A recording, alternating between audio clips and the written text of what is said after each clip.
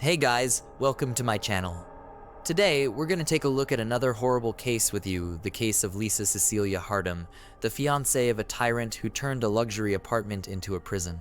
Controlling behavior in couple relationships, unfortunately, is not uncommon and quite dangerous. It manifests itself when a person tries to subjugate and forcibly adapt their other half to their own needs through intimidation, demonstrations of strength and power, as well as humiliation and total control. Often, the victim, because of the instilled feelings of fear and guilt, does not realize that he or she is in a destructive situation. The story of a young woman named Lisa Cecilia Harnum illustrates what a relationship with a control freak can lead to. She naively believed that she had met the love of her life, but she herself did not notice how her fiancé became a monster who turned their luxurious apartment into a real prison with 24-hour video surveillance. This case provoked an international scandal and was widely covered in the press. The unfortunate Lisa tried to make Lisa look mentally unstable and cold-blooded crime to pass off as an accident or voluntary resignation from life. However, the perpetrator, despite his money and connections, did not manage to escape responsibility. Lisa Cecilia Harnum, biography, family, early years. Our today's heroine was born in Canada on June 12, 1981, in the suburbs of Toronto, and was the second child in the family. Lisa was brought up together with her older brother Jason, with whom she has always been very close. They were raised independently by single mom Joanna. Brother and sister did not remember their father because he left the family when the children were very young and no longer took any part in their lives. Lisa Cecilia grew up as an active and purposeful girl. From an early age, she was involved in sports, together with her brother, went to the martial arts section, liked to play soccer and volleyball, but her main passion has always been ballet. She daily visited the dance studio where she practiced at the bar for several hours. The girl from childhood was tall and slender, but professional ballet classes required the strictest diet, which had a detrimental effect on the growing body. In adolescence, Lisa developed anorexia on the background of eating disorders. For a long time, she kept silent about her problem, believing that she could cope with everything herself. But when her weight approached critically low values, her mother sounded the alarm and put her daughter in the clinic where Lisa needed to spend several months to restore health and weight gain. After graduating from school, the girl continued dancing classes and also decided to connect her life with the beauty industry. In parallel with her university studies, she got a job as a perfumer in one of the stores of a large cosmetics chain, and in her spare time, she studied the subtleties of makeup and hairdressing. Moving to Australia in 2005, having celebrated her 24th birthday, Lisa decided to make drastic changes in her life. She wanted to go to the other side of the world to Australia, and there were several reasons for that. Firstly, she wanted to live in a warmer and milder climate, and secondly, Lisa wanted to see the world. She took a one-year work visa and traveled to another continent. However, with her then flew Joanna, who accompanied her daughter for the first few months to make sure that she was all right and she settled well in the new place. The mother then returned back to Toronto with peace of mind, making sure her daughter could take care of herself. Lisa settled in Sydney, where she rented a cozy apartment and soon got a job at a local small cosmetology company. After her visa expired, she decided to move to Australia permanently. First, she extended her stay for another year, and then began to prepare the necessary documents to obtain citizenship of this country. And confidant, to whom Lisa spoke candidly about the difficult situation she found herself in, on June 12th for Lisa's 30th birthday. Simon decided to throw a party at the most expensive restaurant in Sydney, but among the guests were only Simon's relatives and people from his inner circle. Lisa, on her own birthday, boyfriend did not allow to invite anyone. At the end of the evening, Simon proposed to Lisa by putting a ring on her finger. Harnum responded with consent and then cried, but all present noticed that these were not tears of joy, but rather tears of despair and hopelessness. Back home, Lisa called her mother and informed her of her engagement, sobbing into the phone. But Joanna was not at all happy about it. She began to persuade her daughter to leave this man and as soon as possible to return home to Canada. In response, Lisa only asked her mother never to start such conversations on the phone. At that moment, she already realized that the fiancé was listening to the calls, although she did not know for sure. Escape plan. For a while, Lisa tried to distract herself with thoughts of the upcoming wedding and began planning the festivities. When she decided to consult with Simon about something related to the event, he rudely cut her off and told her that he would choose the place, buy her dress, and make the guest list.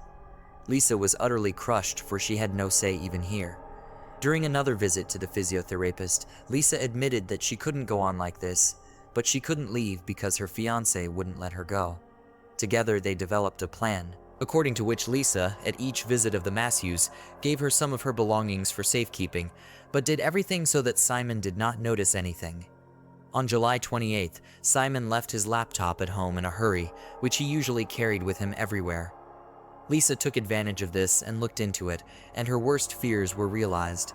There she found a spyware program with the help of which the fiancé received all the data from her phone, as well as numerous recordings of her conversations with her mother. But the most horrifying discovery was the surveillance footage from the security cameras located in every room of their apartment. That same day, Lisa, using her physical therapist's phone, called her mother and asked her to come on the next flight to her apartment and take her home. However, Joanna could not leave work so quickly.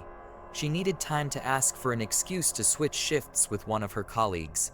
Afterwards, the woman could never forgive herself for this delay. Back home, Simon immediately realized that his fiancée had taken his laptop and seen the spyware. Lisa cried, trying to figure out why she deserved to be treated that way, but Simon only pointed out that he'd done it for her own good. Accident or murder? The next day, July 29th, a serious conversation took place between the young people, the recording of which was later presented in court. Lisa was in tears and asked to go home, but Gani calmly and confidently said that this would never happen, asked Lisa to calm down, and claimed that she had mental problems. On the morning of July 30th, 2011, Lisa got up early, got fully dressed, and put her documents and essentials in her purse. She locked herself in the bathroom and called her mother one last time, telling her that if anything happened to her, it would be Simon's fault. Apparently, Lisa wanted to leave the apartment unnoticed while her fiancé slept, but she failed. What happened next can only be guessed. According to neighbors, they heard a scream in the hallway, but did not have time to react because all abruptly hushed, and exactly a minute later, a young woman fell from the balcony of the 15th floor, crashing to her death. Several passers-by on the street also heard the scream and saw a body falling from a height, but did not have time to realize what was happening. According to a guy who was walking his dog that morning and was closest to the scene, he heard a noise and looked up. The eyewitness saw a man holding something large, which he then threw down. When passers-by came to the place of the fall, they saw a young woman lying on the ground, but all attempts to help her were in vain as she died instantly, having received extensive injuries. 3 minutes later, Gani, dressed in his pajamas, ran out into the street. He was crying, saying he didn't know how he was going to live his life and claiming that he hadn't caught his fiancée in time. At first glance, it looked like an accident, but Simon himself was quick to claim that his fiancée had voluntarily passed away. A note in his pocket and a frightening video. Strange things began as soon as the body was taken to the morgue and examined. In different pockets were found fragments of a note torn into small pieces with the text, "There are cameras everywhere in the apartment."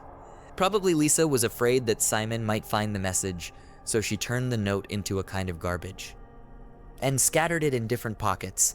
A check showed that there were indeed a lot of cameras in the apartment, but the hard disk with recordings could not be found. Simon claimed that there was no video recording at all. A surveillance camera in the communal hallway, on the other hand, captured something frightening. The short clip shows Lisa running out of the apartment and calling for help, but her fiancé grabs her from behind, covers her mouth, and drags her back in. This happened a minute before she fell off the balcony, and it was this scream that the neighbors heard. Katana John's laptop was found to contain a recording of a conversation he and Lisa had the night before the tragedy, as well as spyware that Simon used to spy on his fiancée. According to Simon, he and Lisa had an argument that morning, and she became hysterical. She ran out into the hallway screaming, but he brought her back because he didn't want to put on a show for the neighbors. In the apartment, he picked up the phone to call her mother, but Lisa ran out to the balcony at that moment and threw herself down. He ran after her, but did not catch her in time. He claimed that she had threatened to take her own life before, but he didn't take her words seriously. But Gani attributed the spy program to his concern for his fiancée's safety. Trial and sentencing. In the course of the trial, Simon was accompanied by already a new partner, 22-year-old model Rachel Louise, who was just incredibly similar to his dead fiancé. However, later it was said that the girl just wanted to become famous at the expense of this high-profile case, and therefore willingly talked to the press and appeared on television, saying that Ganny would never raise his hand on a woman. Simon's lawyers tried to convince the court that Lisa suffered from a mental disorder, was prone to hysterics, and could have voluntarily passed away. Even a long history of anorexia and treatment in a clinic came up. The defense also argued that the defendant, being short in stature, simply could not physically lift Lisa, who was taller than him, and also could not throw her off the balcony. But this version was refuted by a trainer from the gym which Simon had attended regularly for many years. According to the trainer, the defendant worked with heavy weights, was much stronger than he appeared outwardly, and could easily have lifted Lisa. This was also supported by the absence of Lisa's fingerprints on the railing and the glass barrier, as she could not have jumped without leaning on them. Also testifying in court was the physiotherapist to whom Lisa had told in detail everything that had happened to her and had given her her belongings in the hope of escaping from the tyrant. It was her testimony that was decisive.